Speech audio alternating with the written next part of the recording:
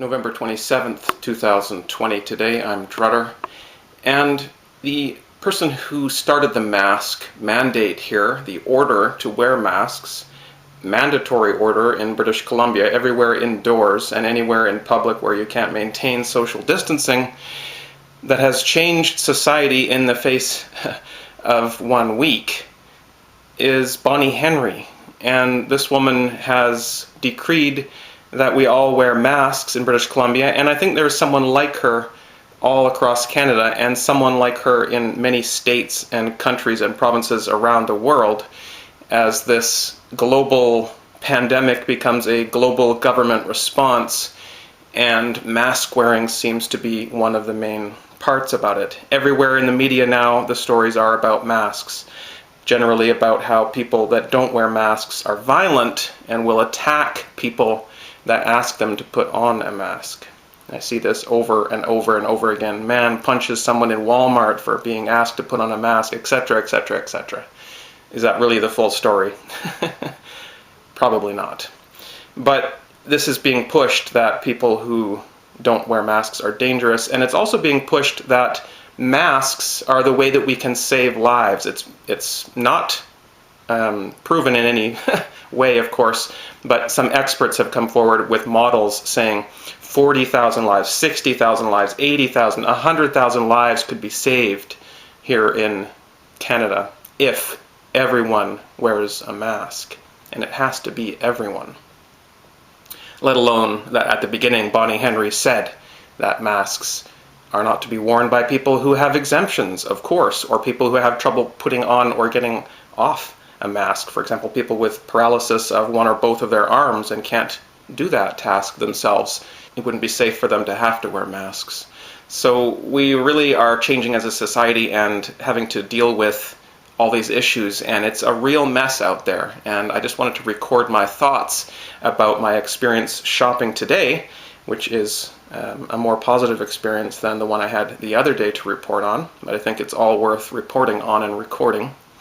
And I just also wanted to mention that yesterday Bonnie Henry was quoted as saying, not just in her daily news broadcast that she, press conference and stuff, she came out and said this, but it was also re-quoted specifically and attributed to her in the province newspaper, in BC's mainstream state media, basically. They re-quoted her as saying, "Everyone should wear a mask. It is a sign of respect." That's a quote.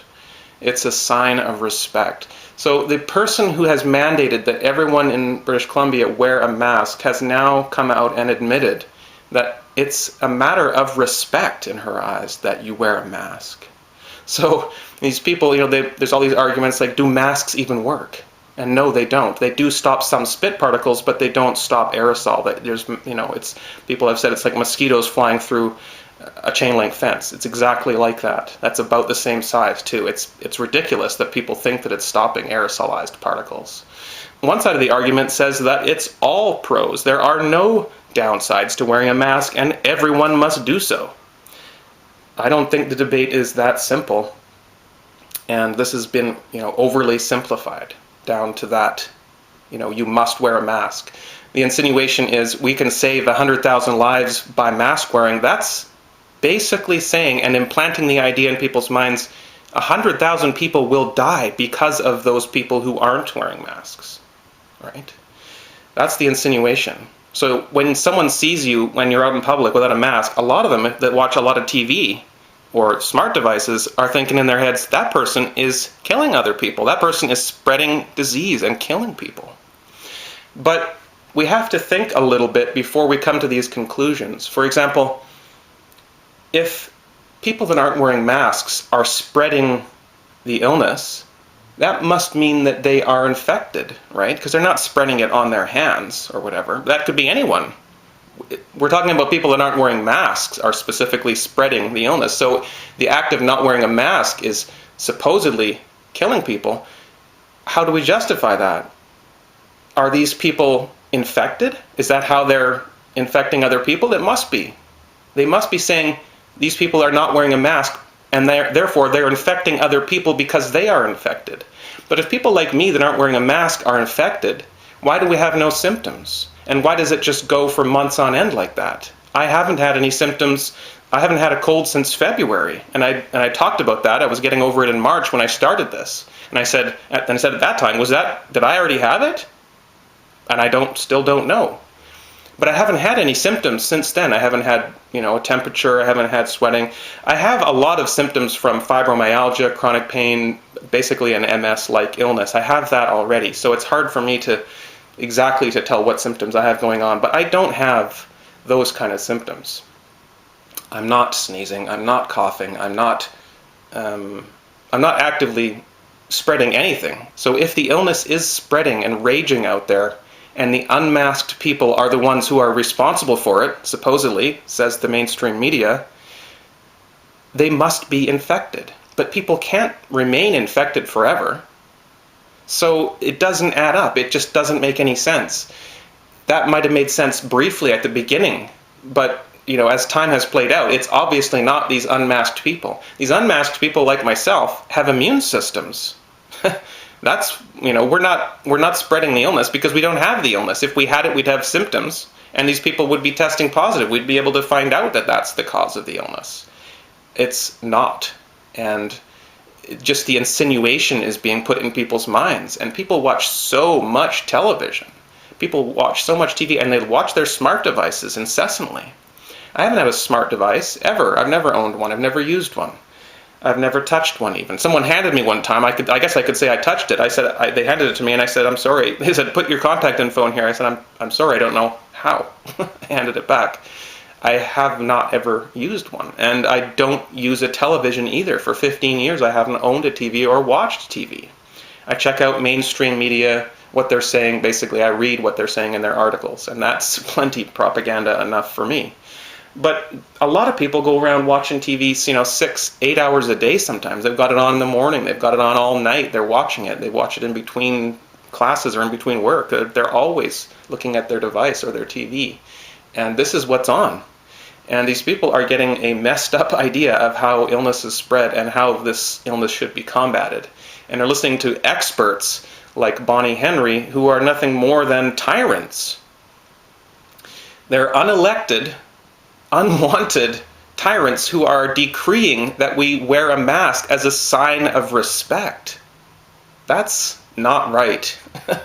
In so many ways, that is just so not right. And people who are going along with it, as I've said in my past several videos on this topic, are part of the problem.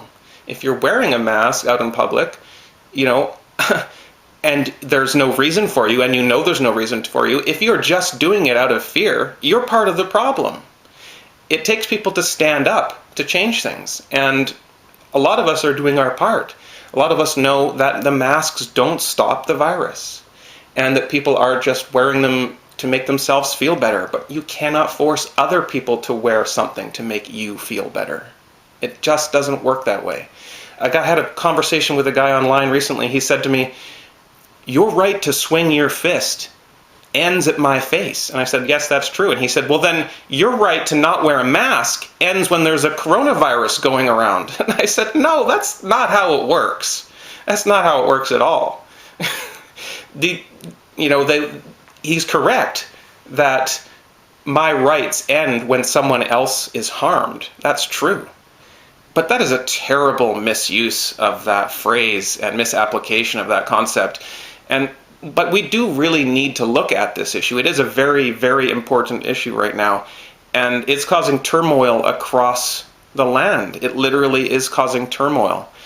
I want to tell you how I felt today when I went out without a mask. I felt free. Not just free in that I didn't have something encumbering my face and reducing my visibility and fogging up my glasses and holding air against my face so that I can't breathe properly and making me feel like an idiot and so on and so forth.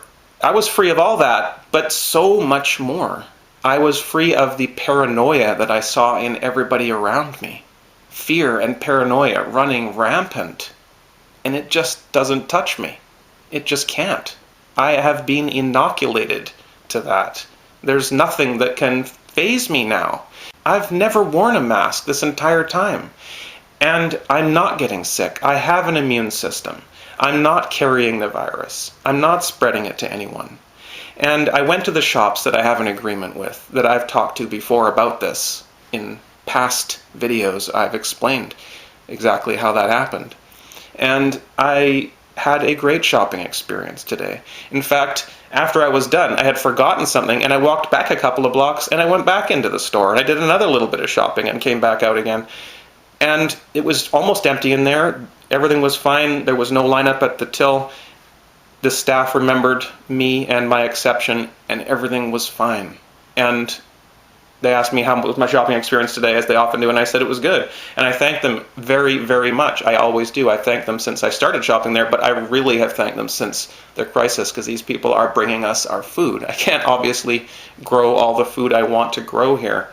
In my little garden up here in Canada, I grow as much as I can, but I need food from the grocery store. I require these people, and they can at any moment change their policies, and that's very scary. And I came home with food for myself, for my wife, and for my baby, and I felt really good. I stopped in at another shop, a shop that sometimes has silver coins. They didn't have any today, but they were fine with me in there, and they weren't wearing masks in there either. Everyone's healthy, everyone's happy.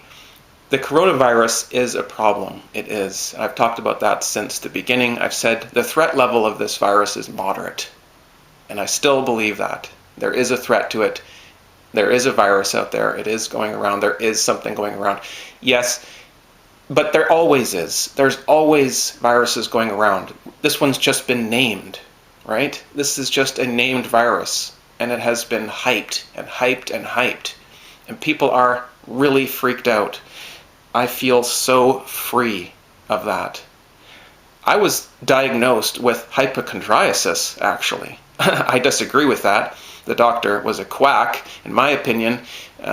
She refused to look at any of my physical symptoms and just assumed that they weren't true. I have since seen other doctors and confirmed all these symptoms, so she's been disproven, but she diagnosed me with hypochondriasis, which basically means you think that you have everything going around and you're always sick and you think you're going to die and you're super anxious about it all. I feel the opposite of that. I never agreed with that diagnosis. I've never had those symptoms. I'm a psychiatric nurse. I know hypochondriasis when I see it. No, I don't have that. I had PTSD and maybe still do have some PTSD, but nothing to do with hypochondriasis. And going out in this environment, in this supposedly deadly environment where so many people are getting sick, and, well, they don't really mention it, but almost no one's dying, but they talk about how many people are sick and how dangerous this is and how we must do our part, otherwise it's all going to fall apart and we're going to lose everything and all our elderly will be gone and our society will fall to pieces and our economy is going to be gone. We've got to clamp down on this now. We've got to wear the masks, and soon it's going to be coming the injection. Everyone get ready for that injection, right? But I don't have any of that fear. I've been called paranoid. I've been called a conspiracy theorist. But I see paranoid and conspiracy theorists around me. I see people that are freaked right out with absolutely no reason to be other than the fact that they've watched too much television. So that was my experience today. Feeling free, not just of the mask, but of the fear, the paranoia. And yes, there's a conspiracy afoot here. It's not a theory. It's real. And it doesn't need to go any further than that. We don't need to be afraid of this virus. We don't need to be afraid of our fellow person. When someone comes up to me, they're checking their mask when they talk to me to make sure their mask is in place and stuff, and I don't even have one on. You can tell that they're not worried about it, but they're just worried that you are worried about it. Everyone's just worried about each other, essentially. We're not really thinking about the actual problem, which is a cold. It's a virus that's going around like a flu, and it's causing respiratory troubles in people. And that's it. And we got to get over that paranoia. But it's not going to happen while we're glued to our smart devices and we're glued to our televisions. If you have a TV or if you have a smart device, please, please, I've been begging you since I started this channel, get away from those things. I've been saying it for 15 years, since before there were smart devices. I predicted that they would happen. And I said, we can't do that. And now I'm talking about it in the past and saying we have to get rid of these things. It has happened, but we have to go back to not using smart devices for everything. We can do it. I've proven that. I've never used one. I still exist. I still live. I still function in society. It would be a lot easier if everyone else wasn't using a smart device for every literal thing, but it is possible. And if the rest of us did it, it would be possible again. It's only hard to not have a smart device because everybody's frickin' using one. And the televisions, the mainstream media, just stop. They're lying. They're lying. It's just a bunch of lies, and it has been for a long time. And it's getting worse and worse and worse, and everyone just accepts that, oh, we know we lie, it lies, we've got to watch it anyway. Why? I don't know. I won't be informed if I don't watch it. Yes, you will. Just go out into your community. People will tell you. They'll tell you what's going on. Hey, don't you know about the coronavirus? You got to have a mask. Oh, don't worry. They'll tell you. You'll find out what's going on. You don't need the TV for that. Just get a newspaper, figure out what's going on locally, and look online to find out what's going on in your region. And that's really about all you need to do, and have a connection of friends that are aware and that you can talk to about what's going on. That's how you stay up to date. We don't need all the propaganda, the fear, the lies, because it's changing society. And it's so freeing. It's so beautiful to go out in society and just walk through. People have them, either form a bubble around you with, wide eyes, scared, parting of their ways, or maybe they're come closer because they realize that's one of us. That's one that doesn't, he's not brainwashed. You get people that will come to you and like, hey, how's it going? It's a very interesting experience, and society is changing rapidly right now. I think it's worth recording. Thanks for listening. Stay well.